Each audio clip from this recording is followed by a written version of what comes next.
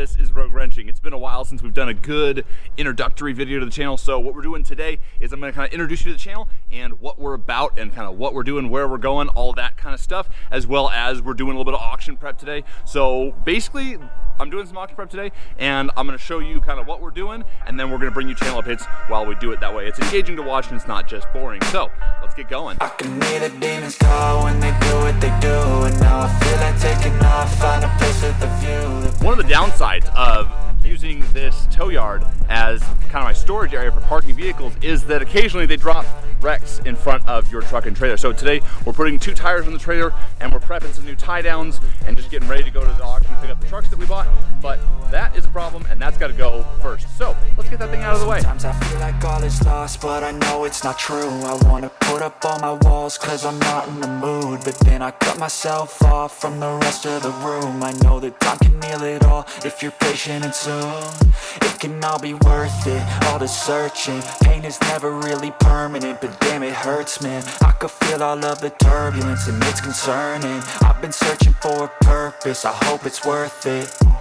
This society is really trying me. Ain't no hide and seek, I hide to be far from anxiety. I need my space, I need my privacy. I need some silence, please, you're all too loud. You don't speak quietly, opinions violently thrown across every surface. It makes me Alright, so the frame of the trailer's out of the way. You gotta get those tires and the other junk. then we can make a turn and start reversing. All our minds, we put the work in. We got some work, man.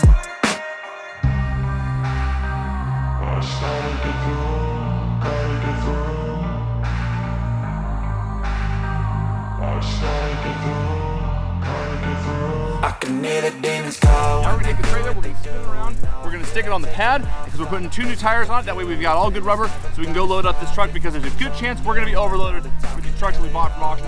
Let's get the truck over onto the pad. I just gotta get through, I just gotta get through, cause I feel like taking off, find a place with a view. The pain is never gonna stop if it's controlling you. I know that time can heal it all, I just gotta get through, I just gotta get through. So one of the things you might have noticed is that there are a lot of shorts that have been posted to the channel recently. And the reason I've been doing that is because it gets a ton of views and it brings in subscribers to the channel. So what this channel is right now is this kind of where I show you how to fix and repair things. The kind of theme of the channel is I buy things for cheap, I do the repair, I fix them up, and then I sell them for a profit. That way I can fund the next project. I enjoy doing these sorts of projects, but these projects are expensive. So the way that we bankroll all of this, because I'm not making enough money off of YouTube to be able to pay for cool projects, is we've got to sell them. So that's why the RX-8 went away.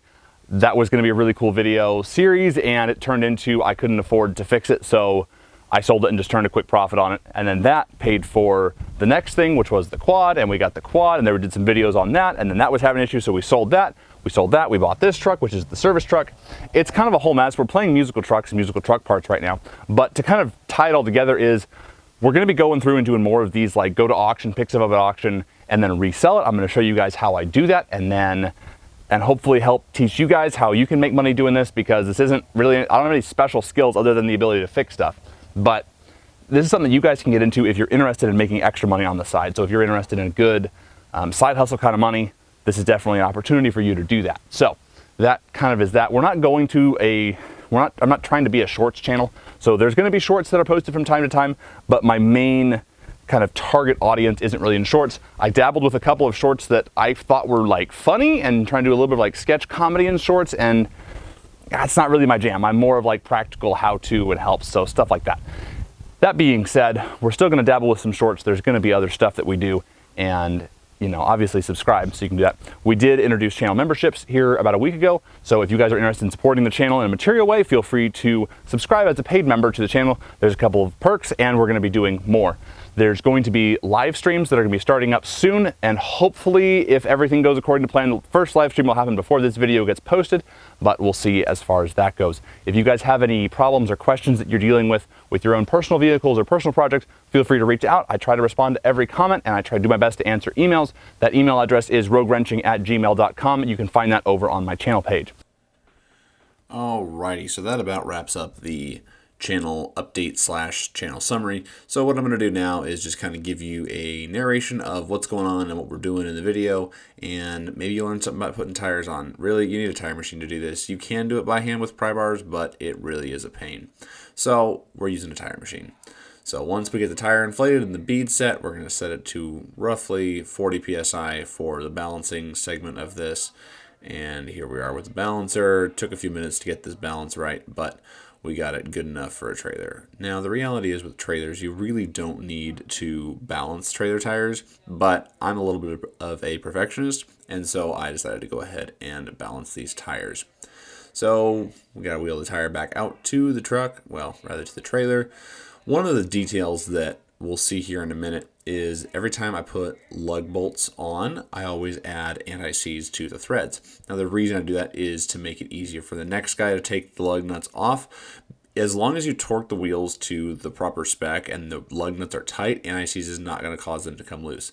Now, since we were here, I decided to go ahead and service the trailer bearings. This is just a quick service. I don't have seals for the back, so I'm not going to be removing the back bearing to pack it, but I had some issues trying to use the Bearing Buddy grease zerk that you see there in the middle. So what we're doing here is we're actually going to take out the bearings, pull the hubs off, give a quick visual inspection on the trailer brakes, and then give a good full bearing pack and get this thing ready to go. Because what I had noticed with this trailer was that the wheels, if you grab the top of the wheel, there was some slop in the bearing, and you could rock the bearing like back and forth. There was slop in that bearing, and you could feel that with the weight of the trailer on these wheels. So I figured since we're already here with tires, this is an excellent time to go ahead and get these bearings repacked. This cotter pin was giving me an absolute fight trying to get it out. It was really short and it was kind of beaten over. This was the original cotter pin and bearing pack. These bearings have not been serviced since this trailer was new to my knowledge. I've owned this trailer for about 7 years now, and this trailer is only about 10 years old. So it needed to be done, that's for sure. So we just take the cotter pin out, spin this nut off. That nut wasn't tight. We don't expect that nut to be tight. And there's a washer and bearing that I'm going to catch there. You'll see it. There's that bearing, and there's a washer behind that. So the nut should never be touching the bearing. If you're taking these apart and you find your nut is touching the bearing, you're missing a piece. So once that's off, I'm going to go ahead and just add some grease in here to the back. Like I said, I don't have the rear seal, and so I'm not able to take that bearing out and give it a proper pack. So I'm just taking a finger load full of grease and shoving it in there and trying to get as much grease in there. And I'm also adding some grease around the outside. So I'm not just putting grease in around the bearing surface. I'm putting grease inside of the hub so that as this thing spins up and warms up, there's plenty of grease to coat both bearings. Obviously, this is the outer bearing here in my hand that I'm coating here. And the grease that was in here was not in great shape, but it wasn't that bad. The goal of this whole kind of mission was to get enough grease in here to when we drive this trailer to go get these trucks from auction that we don't damage the bearings or have a worse, we didn't want a catastrophic bearing failure, because if I'm towing, let's say 11 or 12,000 pounds on this trailer doing 50 miles an hour and a wheel falls off, that's a big problem. So in the interest of avoiding that, I decided to go ahead and repack these bearings. You see here I'm adding some extra grease into the end before I put the bearing in. That gives just lots of grease so that, like I said, as it warms up and as the wheel is spinning, that grease is then pushed back into the bearings so the bearings can stay fully lubricated and not overheat or have any excuse for a failure. So first bearing goes in. I'm just going to rock that drum back and forth a little bit to make sure that we're seated all the way. Once that bearing is in, I'm going to take the washer. That goes on next. Some of these washers have a keyway in them. This one does not. Most trailers don't, but a lot of automotive applications do. The next step is going to be to put this nut on and then set up the bearing preload. Preload on a bearing is the force that holds the two bearings together, and it's really important to set bearing preload, because if you don't set bearing preload correctly, you can have premature bearing failure, either from being too loose or too tight.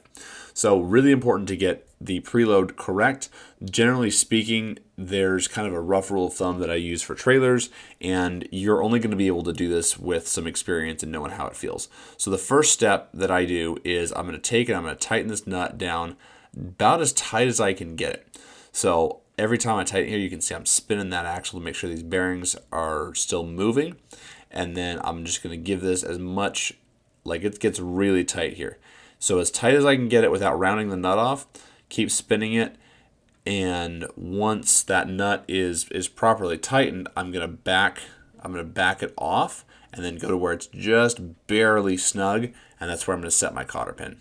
So what you can see here is it's a crescent wrench. A socket would be ideal.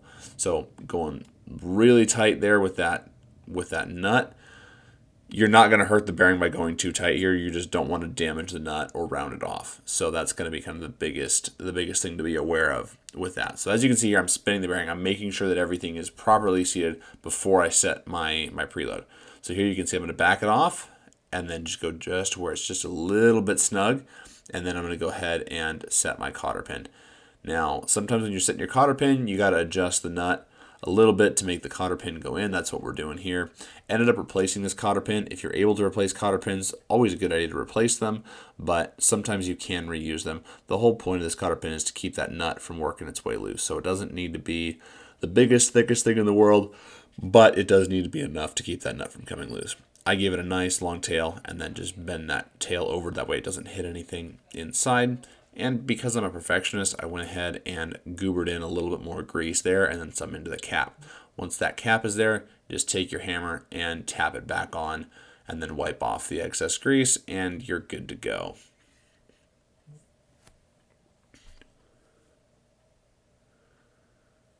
You'll notice the rubber cap in the middle has a hole in it. That's because that rubber is rotted out. I have ordered new rubber plugs for the bearing buddies on the end. They have not gotten here from Amazon yet. So we're putting the tire on. You'll notice I almost put it on without putting anti-seize on the threads.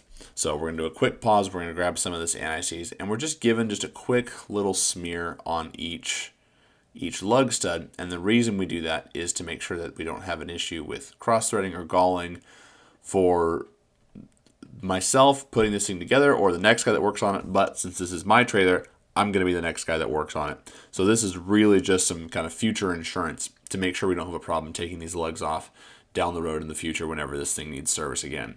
These brakes are not functional right now, so we are going to be doing brakes on this trailer at some point. I'm not exactly sure when. If you're interested in that, definitely subscribe. And at some point in the next year when we get around to doing brakes, I will bring you that video here on this channel.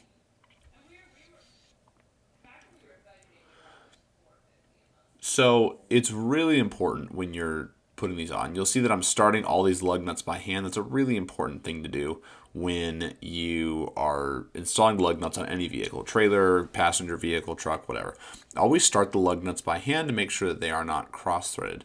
With this, I am running these on with an impact, but I do go back and torque them all with a torque wrench.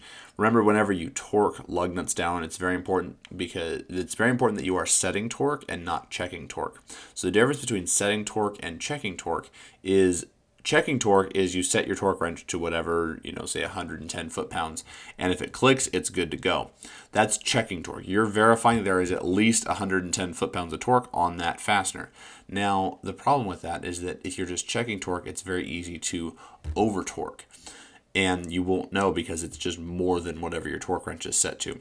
So we want to make sure that we are setting torque, and the way we do that is we make sure that the nut or the fastener rotates before it clicks so that we know that we are at 110 foot-pounds and not 110 or above. It's exactly 110 foot-pounds. So that's why we set torque, not check torque. That's something that a lot of cheap tire shops don't understand, and so you end up with broken lug studs or stripped out lug bolts or stuff like that. So like I said, the gun is just to get them kind of snug. I'm not getting them very tight here, and then that's just enough to get this thing back on the ground so that we can torque them down with a torque wrench properly.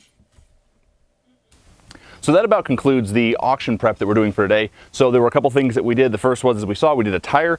Actually, we did two tires. Didn't figure there was a need to show you changing both tires, so we just set up and balanced one tire. I did want to hit on one point real quick on that note, though, and that is that we did balance the tire. Now, the reason that I balance tires on trailers, which you don't have to, it's not necessary, I just want this trailer to ride as smooth as it can because the truck is a 95 and it already rides like eh. So went ahead and balanced the tires for the trailer. So it's got 2 new tires in the trailer, and then I did the other 2 tires in the trailer about a month and a half ago. So I've got 4 good tires in the trailer. While I was there, I figured it's probably a good time to repack the bearings. So we went ahead and repacked the bearings as well. I showed you how to do that. And kind of to wrap all this up and kind of tie it together, the other thing I didn't show you, there were two things I didn't show you. And the first is we went through the torque wrench and we torqued all of the lug bolts on all 4 tires just to make sure that they are good and safe. Put anti-seize on all the threads before we did that. And then I set all the tire pressures on the trailer and on the truck. So we've got good tire pressure. We checked all the lights. We've got good tires. We've got good bearings. Everything is ready to go pull these trucks back from auction. Now, as I stated in a couple of shorts and actually a long form video I did, is you shouldn't buy stuff at auction you haven't seen. I bought these sight unseen. I broke my own rules. I wouldn't recommend doing that. The reason I broke my own rule is because it was such a good price that there's a lot of money, there's a lot of meat left on the bone, there's a lot of money I can make fixing and flipping these trucks. Now, what you guys might not know is that I was on a podcast about a week ago. That would be the Flipping Genius podcast, talking about flipping cars. So if you want to check out that podcast, I will link it in the description below, and then you guys can go check out that podcast with Randy Lee over from Flipping Genius. Really interesting conversation, and I think you would enjoy it. So definitely go check that out. Again, link in the description for that. Anyway, that about is where we're going to wrap this video up. We are going in 2 days to go pick up these trucks from auction. We're going to have a whole video on that, so definitely subscribe so you can see that. And if this video has been out for more than about a week, go check the channel page. That's where we're going to wrap this video up. If you guys want to see the video of the going and getting from the auction and see exactly what we bought, I will put it right there. You should definitely check that video out next. Otherwise, thanks for watching. Have a fantastic day.